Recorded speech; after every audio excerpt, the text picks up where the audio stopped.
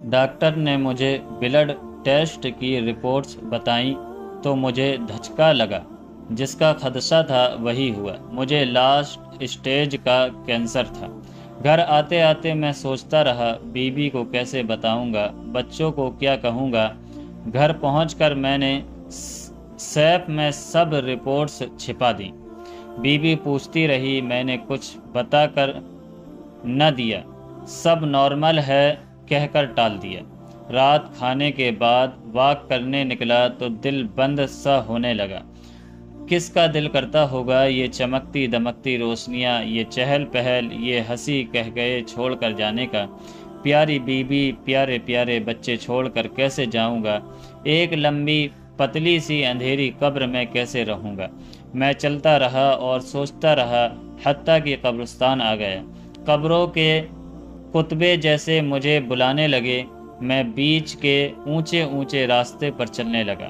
قبریں خاموش تھیں، لیکن کیا ان کے اندر واقعی خاموشی تھی؟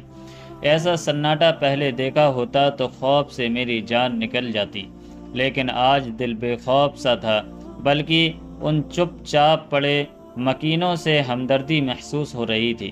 کچھ چھوٹی کچھ بڑی قبریں، کچھ پر مردوں کے نام، کچھ پر عورتوں کے۔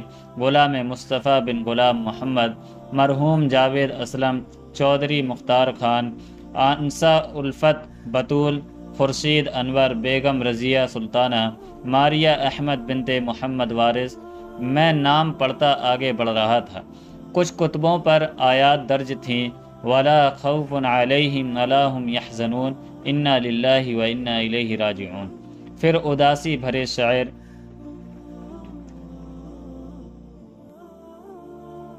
پچھڑا کچھ اس ادا سے کہ رت ہی بدل گئی، ایک شخص سارے شہر کو ویران کر گیا۔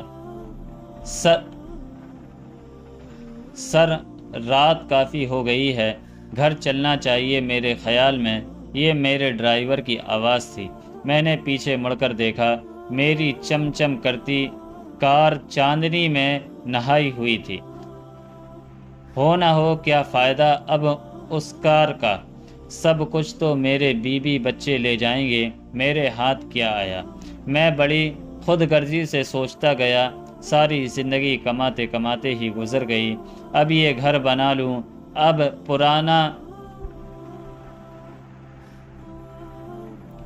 اب یہ گھر بنا لوں، اب پراپرٹی خرید لوں، اب بچوں کے لیے نقدی زیور اکٹھا کر لوں، اب بیوی کا بینک بیلنس بھرنا ہے۔ بس یہی میری ترجیحات تھیں۔ گھر، گاڑی، موبائل، سب کچھ تھا میرے پاس، بس سکون نہیں تھا۔ اس سکون کی خاطر میں بیوی سے چھپ کر گندی ویڈیوز دیکھتا، دنیا کے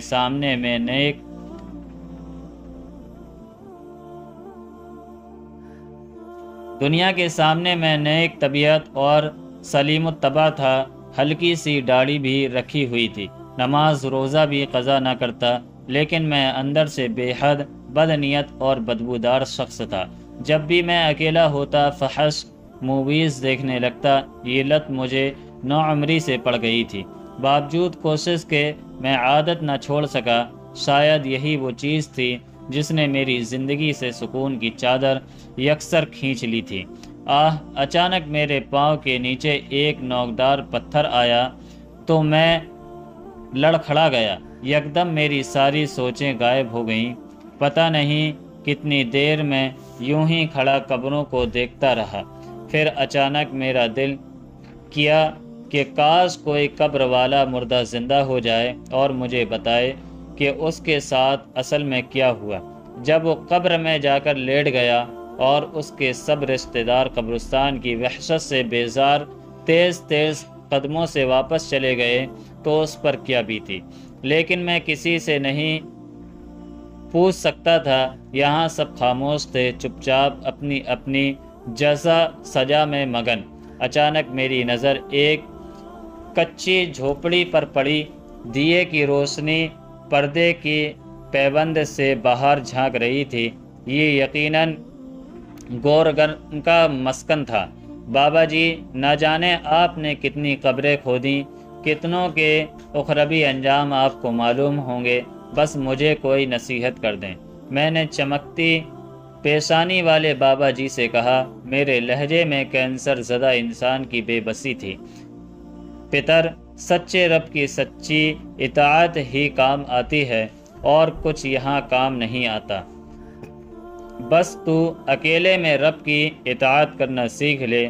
جب تو اکیلی قبر میں لیٹے گا تو وہ رب تیرا ساتھی بن جائے گا۔ بابا جی نے کہا اور دیا تیز کر دیا، اپنے طاق کا بھی اور شاید میری امید کا بھی۔ سر، آپ یہاں ہیں؟ میں پریشان ہو گیا تھا۔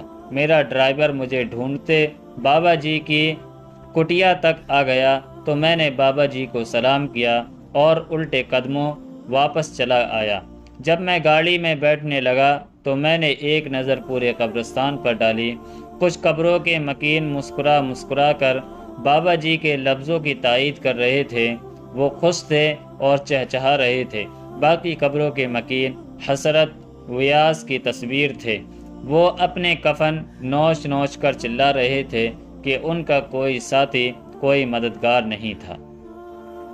حضرت ثوبان رضی اللہ عنہ سے روایت ہے کہ رسول اللہ صلی اللہ علیہ وسلم نے ارشاد فرمایا، میں اپنی امت میں سے یقینی طور پر ایسے لوگوں کو جانتا ہوں جو قیامت والے دن اس حال میں آئیں گے کہ ان کے ساتھ تہامہ پہاڑ کے برابر نیکیاں ہوں گی، تو اللہ عز و جل ان نیکیوں کو ہوا میں منتشر ہو جانے والا غبار بنا کر غارت کر دے گا۔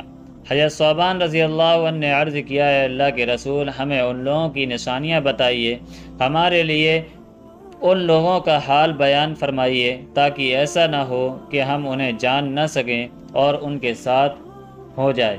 رسول اللہ صلی اللہ علیہ وسلم نے ارشاد فرمایا، وہ لوگ تم لوگوں کے دینی بھائی ہوں گے اور تم لوگوں کی جلد ظاہری پہچان اسلام میں سے ہوگی اور رات کی عبادات میں سے اسی طرح حصہ لیں گے جس طرح تم لوگ لیتے ہو، یعنی تم لوگوں کی ہی طرح قیام اللیل کیا کریں گے، لیکن ان کا معاملہ یہ ہوگا کہ جب وہ لوگ اللہ جل جلالہ کی حرام کردہ چیزوں اور کاموں کو تنہائی میں پائیں گے تو انہیں استعمال کریں گے۔